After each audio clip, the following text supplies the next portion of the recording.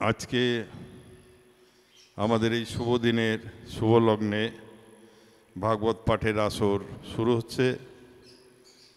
শ্রী শ্রী ঠাকুর ভবা পাগলার আশ্রম ভবার মহাশক্তির আশ্রয়ের ৪১তম বার্ষিক মহাপূজা মহোৎসব ও মহাসম্মেলন।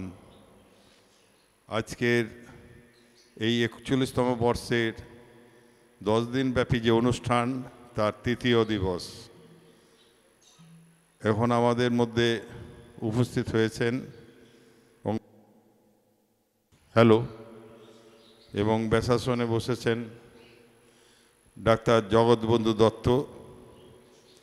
তিনি আমাদের অমৃত সুধা পান করাবেন শ্রী শ্রী ভাগবত পাঠের মাধ্যমে।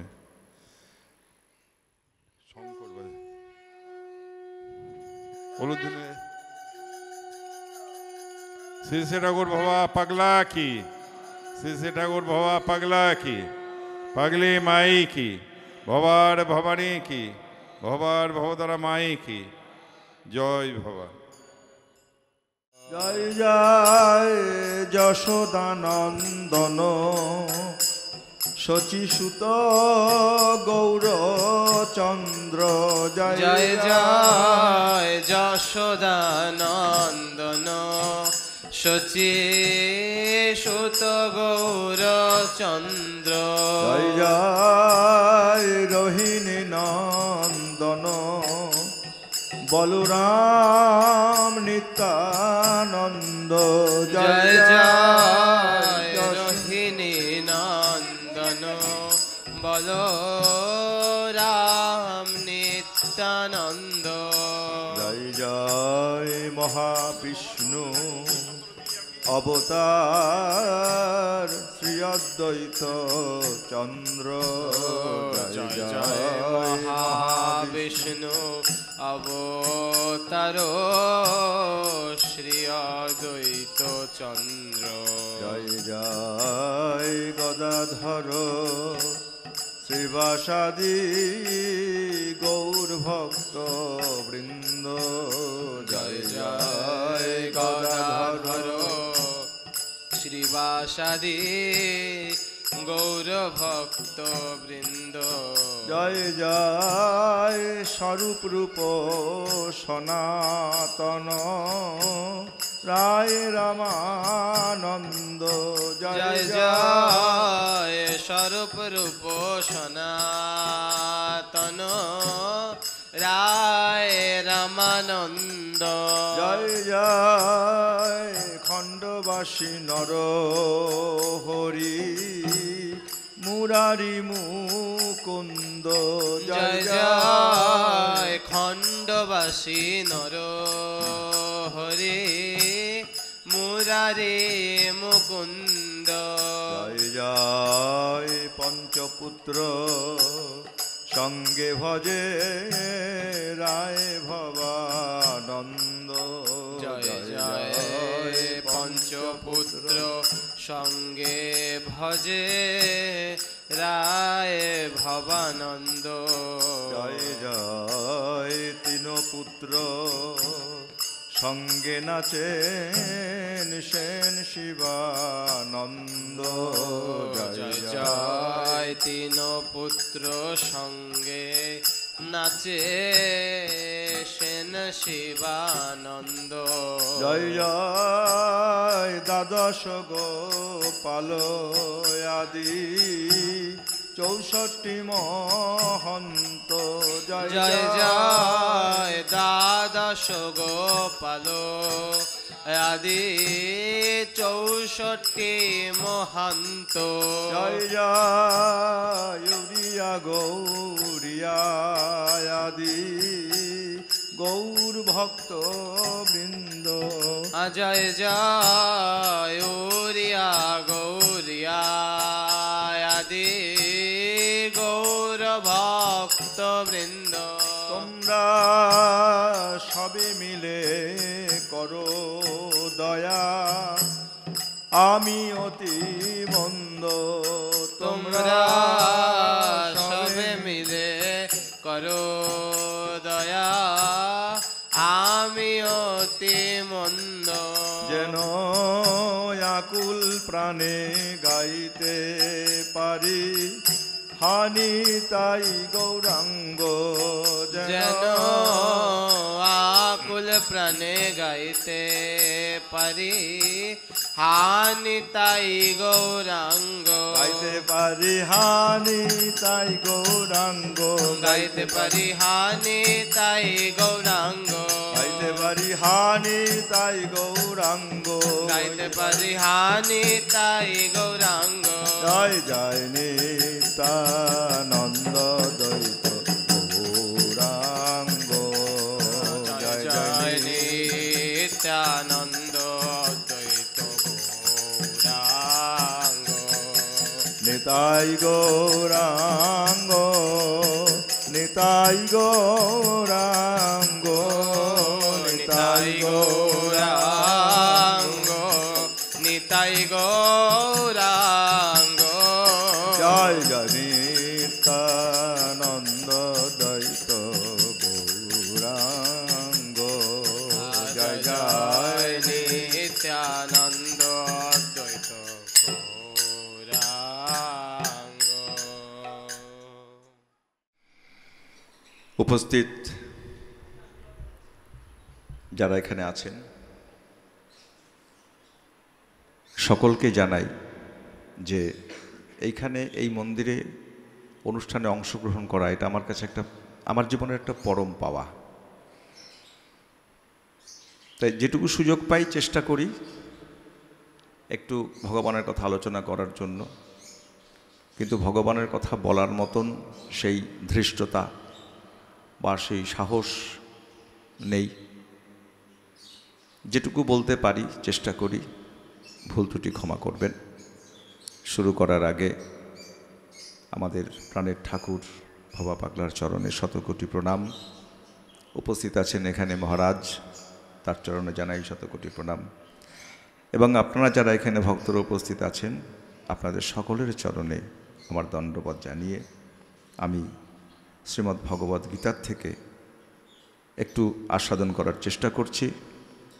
আজ খুব ইচ্ছা হলো শ্রীমদ্ ভগবদ্ গীতার থেকে ভক্তি যোগ নিয়ে আমরা একটু আলোচনা করব।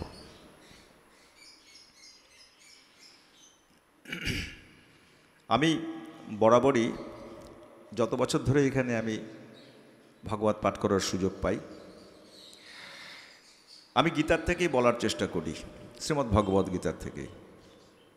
কারণ আমার যেটা বারবার মনে হয়, আমি সর্বত্রই বলি একই কথা, যে গীতা আমাদের জীবনে একটা দর্শন, একটা চরম দর্শন। গীতাকে যদি আমরা একটু ভালোভাবে বুঝতে না পারি, জানতে চেষ্টা না করি, তাহলে আমাদের জীবনটাই কিন্তু বৃথা। ভাগবত আমাদের অবশ্যই পড়তে হবে। ভাগবত না পড়লে আমরা ভগবান শ্রীকৃষ্ণ সম্পর্কে, তিনি যে কত সুন্দর, তিনি কত গুণময়, লীলাময়, আমরা জানতে পারবো না।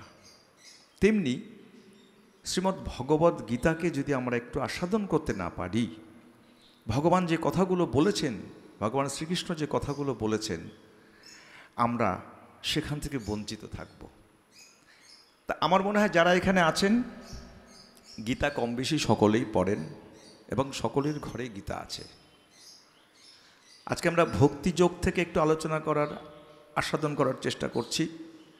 এই ভক্তিযোগ সম্পর্কে আপনারা সকলেই জানেন, পড়েছেন।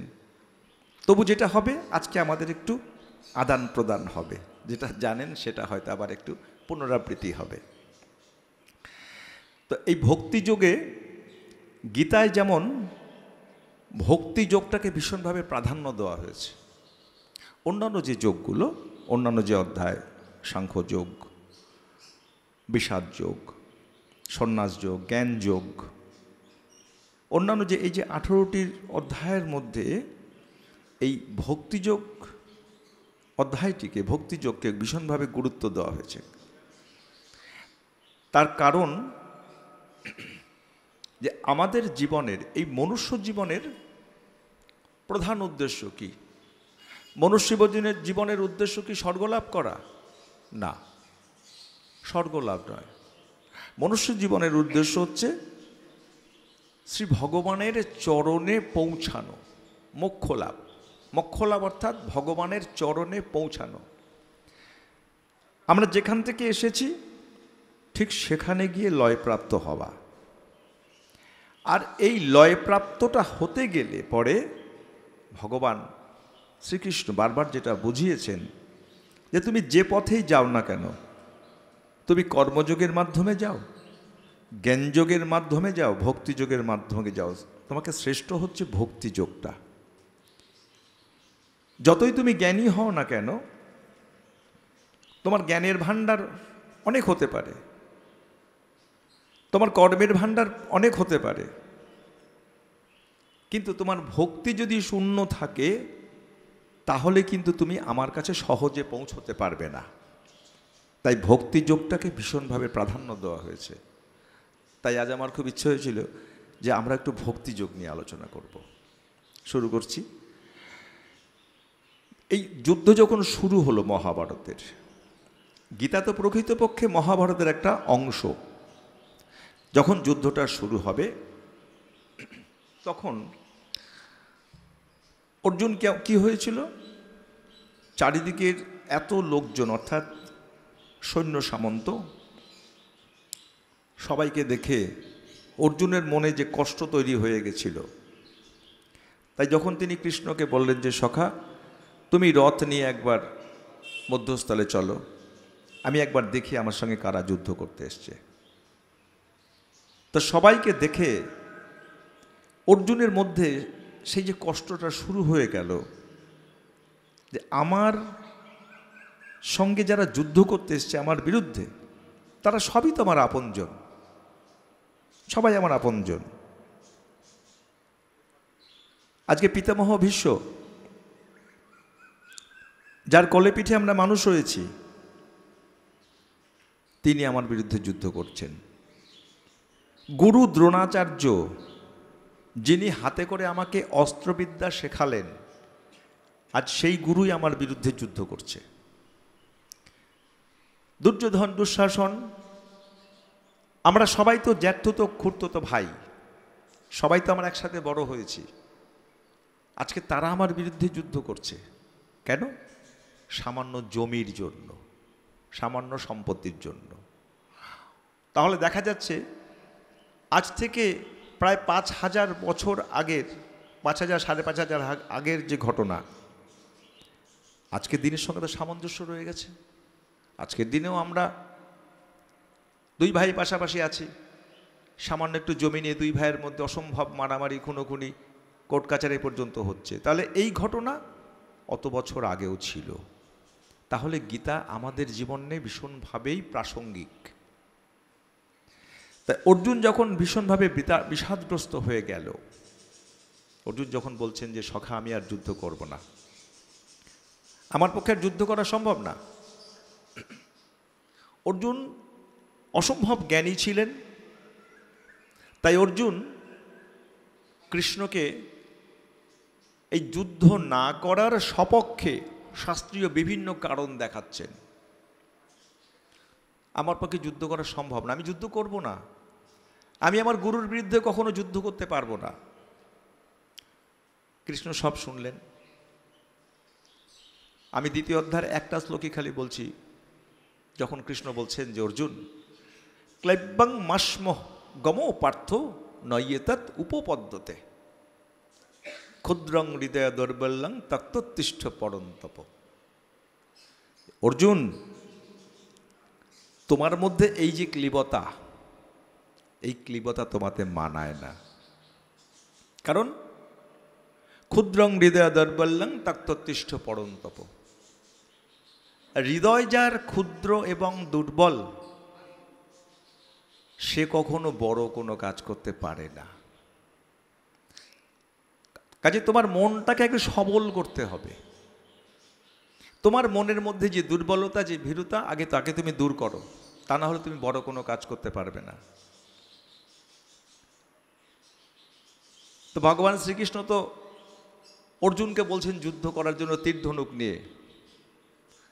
তা কৃষ্ণ কি আমাদেরকে তরল নিয়ে যুদ্ধ করতে বলছে? তা তো না। অর্জুন তো উপলক্ষ মাত্র।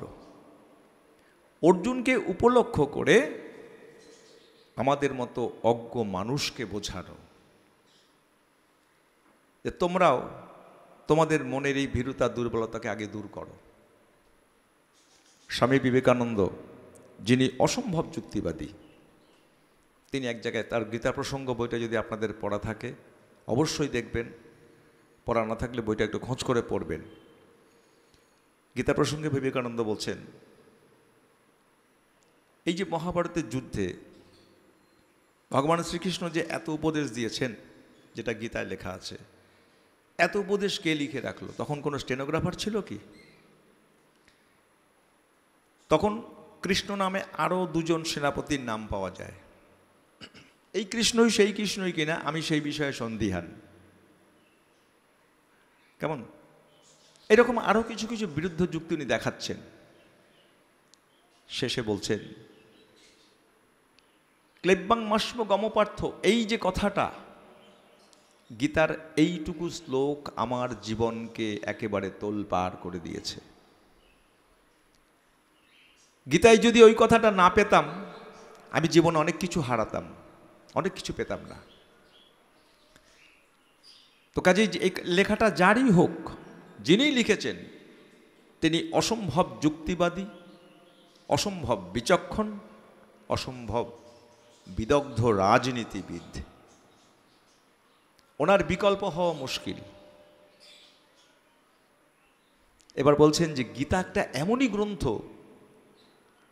যে জঙ্গলের মধ্যে দিয়ে হাঁটতে হাঁটতে হাঁটতে হাঁটতে, জঙ্গল দিয়ে হাঁটতে হাঁটতে এমন একটা দুর্মূল্য জিনিস পাওয়া গেল যার কোনো তুলনা নেই।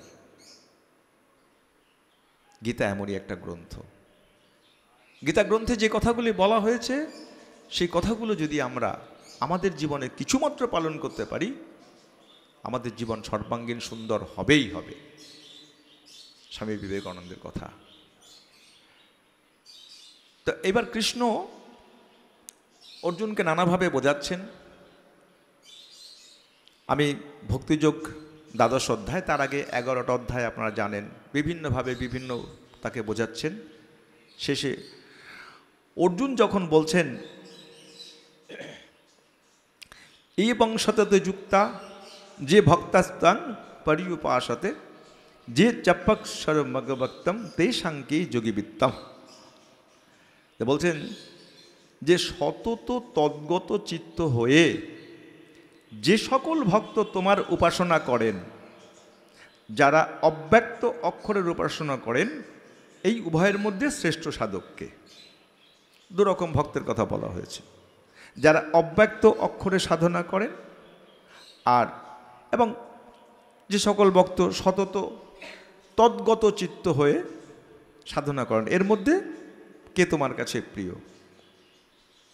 তো ভগবান বলছেন, ময়্য বেশ্য মন যে মাং নিত্য যুক্তা উপাসতে শ্রদ্ধয়া পরয় পেতাস্তে মে যুক্ত তমামতা। যে বলছেন, যারা আমাতে মন নিবিষ্ট করে নিত্যযুক্ত হয়ে পরম শ্রদ্ধা সহকারে আমার উপাসনা করেন, তারাই আমার মতে যুক্ততম, অর্থাৎ শ্রেষ্ঠ সাধক। কাজে এখানে একটা পরিষ্কার বোঝানো গেল যে ভক্তি মার্গটাই শ্রেষ্ঠ। কারণ এর আগে তিনি জ্ঞান মার্গ বলেছেন, কর্ম মার্গ বলেছেন। কারণ 3টে পথ বলা হয়েছে, ভক্তি, জ্ঞান, কর্ম। তুমি ভক্তিপথে এগোতে পারো, তুমি কর্ম মার্গের পথে এগোতে পারো, তুমি জ্ঞান মার্গের পথেও এগোতে পারো। তুমি যে মার্গের পথে এগো না কেন, আমার কাছে তোমার আসার রাস্তা এগুলি। তার মধ্যে শ্রেষ্ঠ তোমার ভক্তি মার্গ।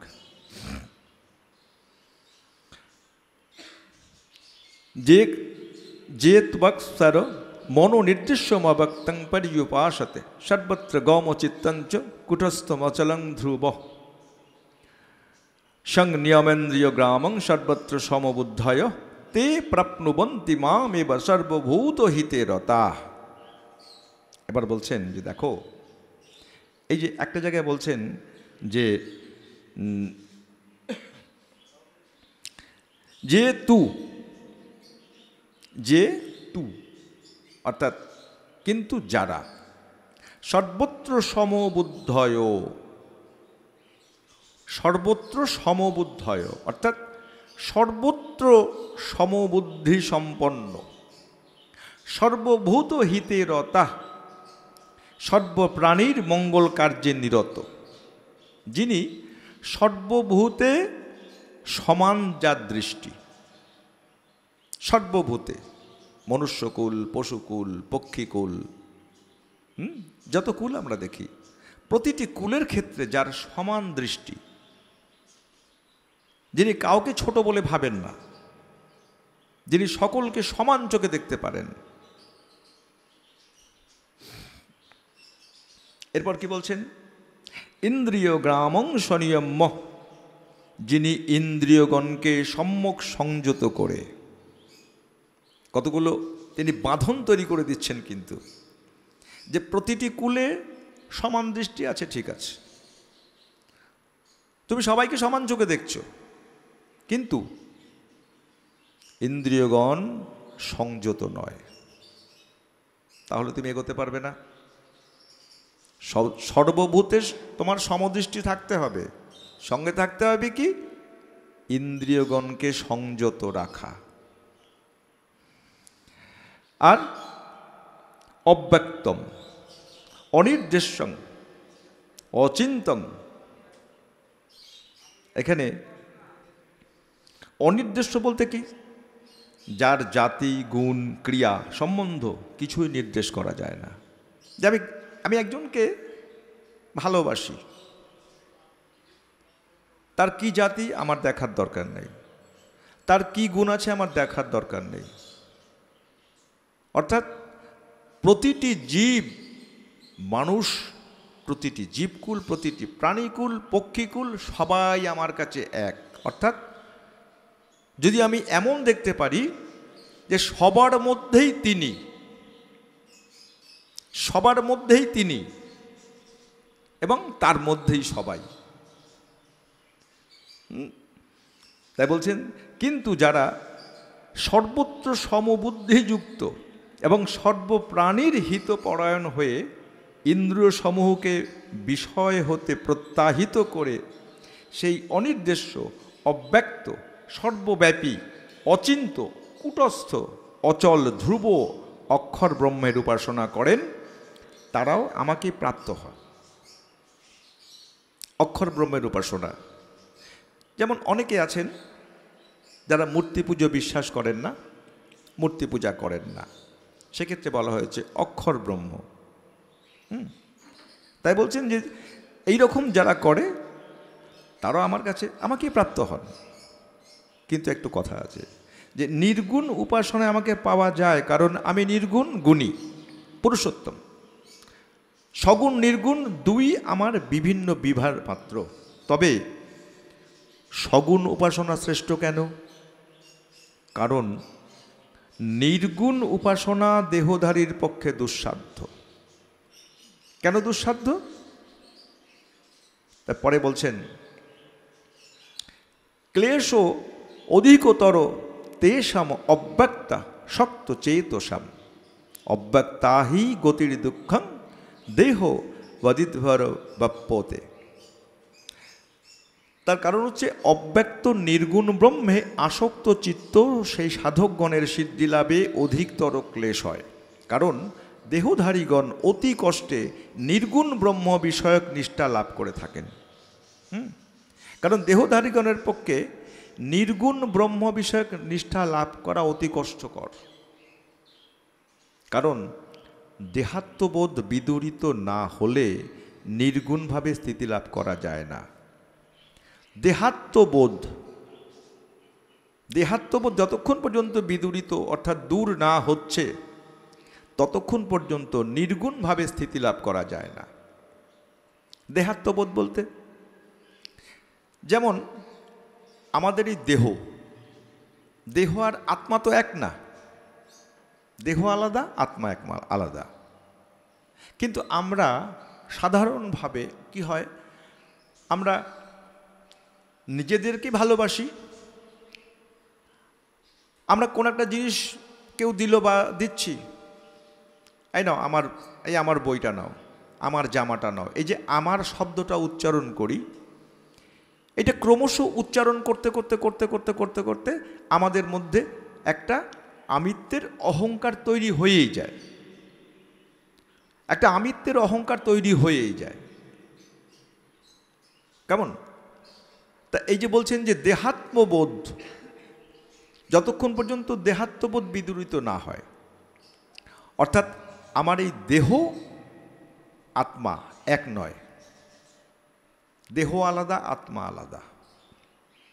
তাই ঠাকুর রামকৃষ্ণ যখন খুব অসুস্থ, খুব কষ্ট পাচ্ছেন, খেতে পারছেন না, এক ভক্ত এসে জিজ্ঞেস করছেন, ঠাকুর আপনার এত কষ্ট, তা সত্ত্বেও আপনি সারাদিন কি সুন্দর আনন্দে আছেন, মায়ের নাম করছেন, কৃষ্ণ নাম করছেন, এটা কী করে সম্ভব ঠাকুর? ঠাকুর বলছেন, শালা ধরে ফেলেছে, শালা ধরে ফেলেছে। তো বলছে, দেখ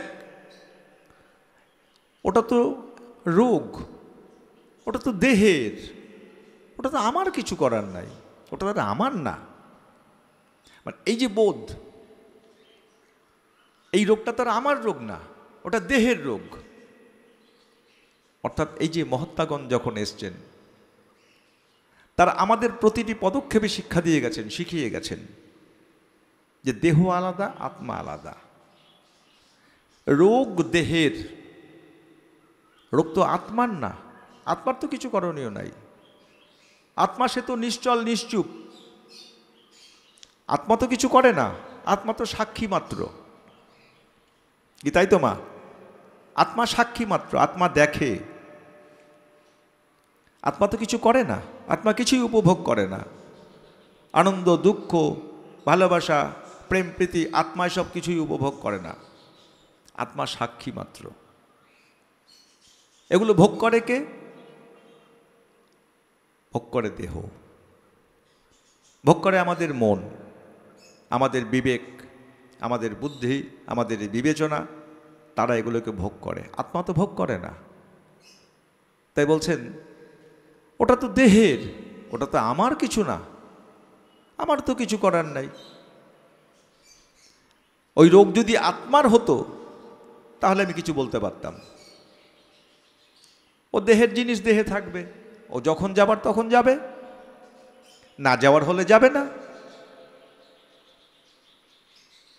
যেমন যেদিন কল্পতরু হয়েছিলেন, অনেক ভক্ত এসেছিলেন। তো মানুষ আমরা তো সুবিধাবাদী, যদি কিছু চাওয়ার সুযোগ পাই আমরা হাতছাড়া করি? কখনোই না। ঠাকুর কল্পতরু হয়েছেন, কতজন কত কিছু চাইছেন। সবার শেষে যখন অভিনেত্রী, একজন বিদুষী অভিনেত্রী নটে বিনোদিনী, তিনি যখন গিয়ে বললেন, ঠাকুর সবাই এত কিছু চাইল, আপনি মায়ের কাছে কিছু চাইবেন না? তা ঠাকুর বলছেন, কেন চাইব? চাইব কেন? যেমনি ওকে যেমন বলেছিলেন যে কিরে সবাই এত কিছু চাইল, তুই কিছু চাইবি না? তা বিনোদিনী বলেছিলেন, ঠাকুর না চাইতেই যিনি সব দিয়েছেন তার কাছে চাইব কেন? তেমনি তাকেও যখন জিজ্ঞেস করলেন যে ঠাকুর আপনি কখনো মাকে বলেননি, আপনি তো একটু বলতে পারতেন যে মা আমার এই রোগটাকে সারিয়ে দে, রোগটাকে দূর করে দে। তা ঠাকুর বলছেন, না না, কেন আমি বলবো? এই রোগটা কি মা আমাকে দিয়েছে নাকি? মা তো আমাকে দেয়নি যে বলবো মা তুই রোগটা নিয়ে নে, তুই দিলি তুই নিয়ে নে, তা তো না। অর্থাৎ এই যে আমাদেরকে বোঝানো, আমাদেরকে সাধারণ মানুষকে শিক্ষা দেওয়া যে দেহ থাকলে দেহের মধ্যে জরা ব্যাধি রোগ এরা বাসা বাঁধবেই। আমরা যেমন সাধারণ একটু জ্বর হলেই আমরা একেবারে ভেঙে পড়ি, আমরা ভয় পেয়ে যাই। কেন ভয় পাই? আমাদের দেহের প্রতি যে আসক্তি আছে, কারণ আমরা দেহটাকে ভালোবাসি, আমরা বেঁচে থাকতে ভালোবাসি। পৃথিবীতে এমন কটা মানুষ আপনি পাবেন যে মরতে ভালোবাসে, যে মৃত্যুকে পরম বন্ধু বলে জানে। প্রত্যেকটা মানুষই যখন বিছানায় শয্যাশায়ী থাকে, এমন কাউকে দেখা গেছে যে ঠিক আছে আমার রোগ হয়েছে হয়েছে, কি করব, আমার কিছু করার নাই, সে বাঁচার জন্য চেষ্টা করে। ডাক্তার যখন তাকে জিজ্ঞেস করে কেমন আছো মা, সে কি সহজে বলে জানি না কেমন আছি? সে হয় বলবে ভালো আছি, নাহলে বলবে ভালো নেই। কেন বলবে? এটা কিন্তু অবচেতন মন থেকেই সে বলে ফেলে। তাকে কিন্তু শিখিয়ে দেওয়া হয় না, তাকে তো কেউ শেখায় না, তার অবচেতন মন থেকে কিন্তু সে বলে ফেলে। হয় ভালো আছি, নাহলে বলবে ভালো নেই, কিংবা বলবে মোটামুটি আছি। কিন্তু কেউ কি উত্তরটা দেয় জানি না কেমন আছি? খুব কঠিন উত্তর এটা। এই উত্তরটা আমাদের আসবেই না। তার কারণ আমরা দেহটাকে ভালোবাসি, আমরা দেহটাকে যত্ন করি, আমাদের দেহাত্মবোধ রয়ে গেছে। যেমন যেদিন দ্রৌপদীর বস্ত্রহরণ হয়, যখন বস্ত্রহরণ হচ্ছে, কৃষ্ণ দ্রৌপদীকে বস্ত্র দিচ্ছে না।